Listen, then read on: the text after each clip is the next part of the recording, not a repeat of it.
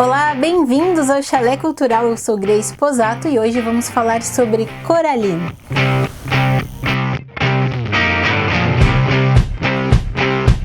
Coraline é uma novela infanto-juvenil de terror, escrita pelo britânico Neil Gaiman. Isso mesmo, terror infanto-juvenil.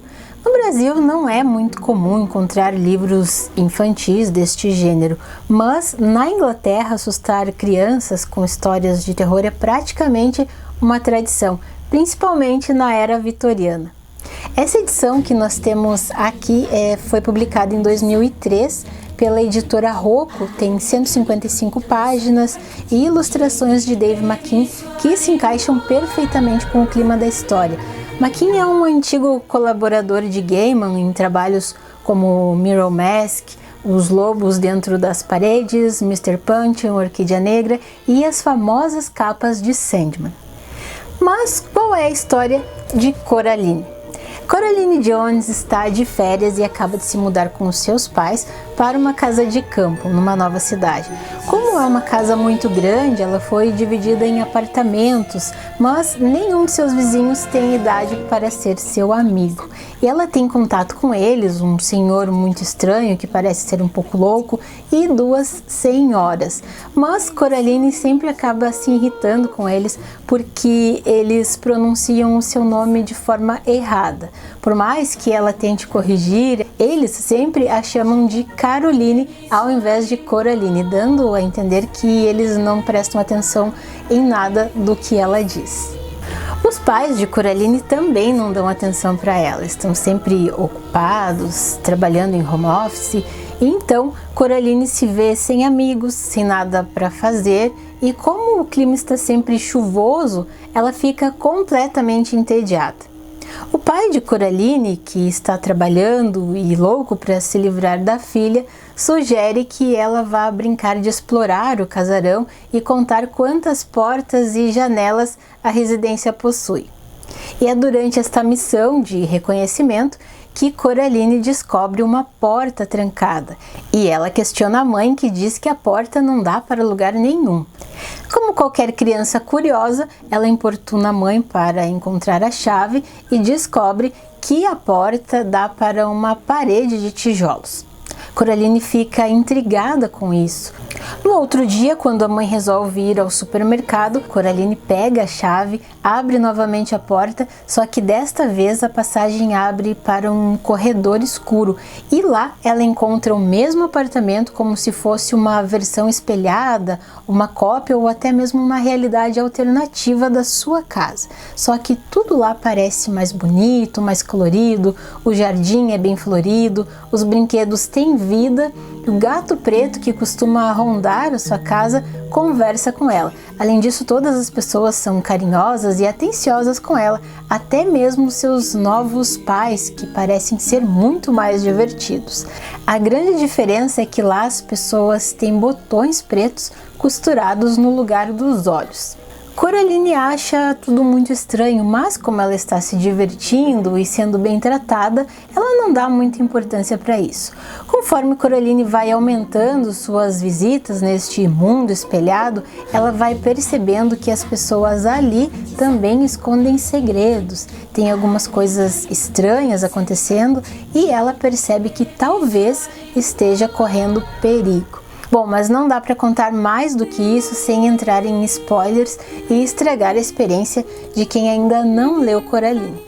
Cada capítulo é uma aventura e ao invés de nos apresentar a famosa mocinha em perigo, Neil Gaiman cria uma protagonista feminina corajosa, inteligente, que embarca numa jornada fantástica, assustadora, como se o enredo fosse uma versão mais sombria de Alice no País das Maravilhas. Mas mesmo com todos esses elementos fantásticos, a trama se mantém dentro de uma temática universal, que é a relação das crianças com os adultos, ou melhor, a relação dos filhos com os seus pais. Há uma mensagem bem clara de que, ao invés de viver idealizando a realidade e as pessoas em nosso redor, devemos aceitá-las e valorizá-las pelo que elas são, com os seus defeitos e qualidades também. Agora mais umas coisinhas que você precisa saber. O nome Coraline é uma brincadeira com Caroline. Assim como a personagem tem acesso a uma realidade invertida, o seu nome também ficou invertido, trocando de lugar o A e o O. Outra coisa interessante é que a ideia de Coraline começou na verdade com Holly, filha de Neil Gaiman. Quando ela tinha 4 anos de idade, Holly costumava sentar no colo do pai e contar histórias de terror, geralmente sobre mães que eram possuídas por bruxas malignas e aprisionavam suas filhas. As filhas tinham então que achar um jeito de escapar e salvar suas mães. Neil Gaiman resolveu ir a uma livraria procurar livros infantis com essa temática ou semelhante de horror gótico e se surpreendeu com a escassez de títulos como este. Foi a partir daí que ele teve então a ideia de escrever o livro. Outra coisa interessante é que sempre que Gaiman escrevia uma página, ele lia para a filha e ouvia suas opiniões e assim ia desenvolvendo a trama.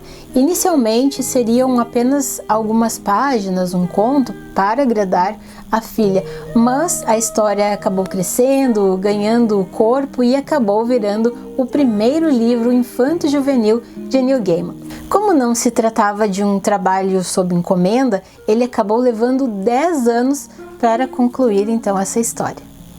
Outra coisa interessante é que, além da clara inspiração em Alice no País das Maravilhas, Neil Gaiman buscou inspiração em um conto obscuro escrito em 1882, chamado A Outra Mãe, escrito por uma jornalista inglesa chamada Lucy Clifford. Neste conto, 2 meninas desobedientes são ameaçadas por sua mãe, que dizia que caso elas desobedecessem às suas ordens, elas abandonariam e viria então uma outra mãe em seu lugar, com os olhos de vidro e um rabo de madeira.